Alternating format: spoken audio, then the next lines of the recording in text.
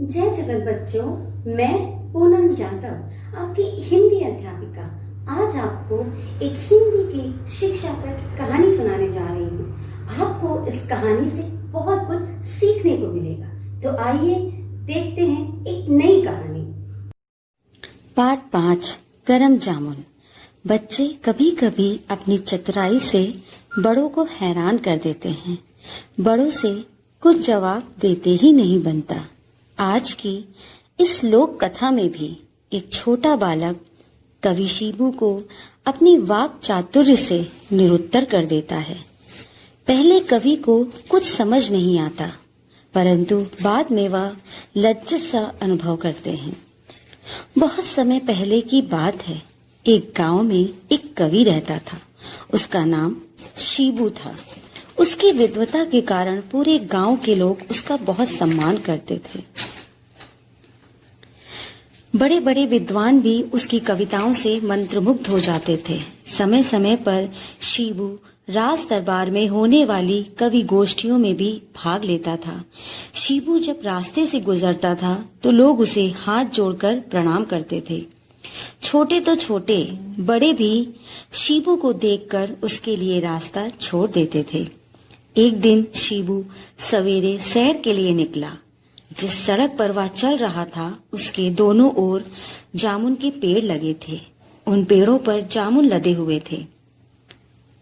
काले काले रसदार जामुन देखकर शिबू के मुंह में पानी आ गया। लेकिन जामुन के सभी पेड़ ऊंचे थे। उसके सामने समस्या यह थी कि वह जामुन कैसे तोड़े। पेड़ पर कूदकर चढ़ना शिबू के बस की बात नहीं थी। वह आसपास देखने लगा कि शायद कोई बच्चा दिख जाए। तभी शिबू की नजर एक पेड़ पर पड़ी। वहां गोलू नाम का एक बच्चा पेड़ पर चढ़कर जामुन खा रहा था। गोलू ने शिबू को तो बोला, भैया शिबू, यह तो बताओ कि कैसे जामुन चाहिए, गरम या ठंडे। शिबू गुस्से से बोला, भला जामुन भी कहीं गरम और ठंडे होते हैं।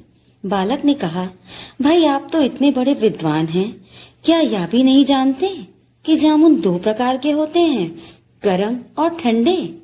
शिबू की समझ में नहीं आया कि जामुन भला गरम कैसे होंगे।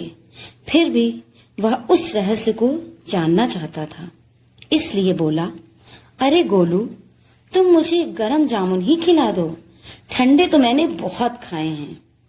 बालक ने हंसते हुए पेड़ की एक डाली को जोर जोर से हिला दिया। काले काले रसदार जामुन पेड़ से नीचे गिर पड़े और धूल में सन गए। शिबू एक एक जामुन को उठाकर बड़े प्रेम से फूंक फूंक कर खाने लगा। यह देखकर बालक हंस पड़ा। फिर बोला, क्यों भैया, गरम जामुन कैसे लगे? शिबू ने जामुन का रस चूसते हुए कहा, बेटा जामुन तो ठंडे ही हैं। गोलू ने कहा, कैसी बात कर रहे हैं भैया, यदि जामुन गरम नहीं हैं तो फिर आप उन्हें फूंक फूंक कर क्यों खा रहे हैं? शिबू सुन्न रह गया। इस बात का वह क्या उत्तर देता। एक छोटे बालक ने अपने वाक चातुर्य से उसे हरा दिया था। वह बहुत शर्मिंदा हुआ। इतना विद्वान पुरुष जरा सी बात में छोटे से बच्चे से हार गया था। गोलू भाई कैसी बड़ी बात कह गए। तो बच्चों, इस कहानी से आपको क्या शिक्षा मिलती है? इस कहानी से हमें यह शिक्षा मिलती है कि घमंड बुद्धि का नाश करता है। हमें कभी भी घमंड नहीं करना चाहिए। जो विद्वान पुरुष होते हैं उनके पास विनम्रता होती है। उनके पास घमंड के लिए जरा सा भी स्थान नहीं होता है। तो हम सबको कभी भी किसी भी चीज का घमंड नहीं करना चाहिए। धन्यवाद।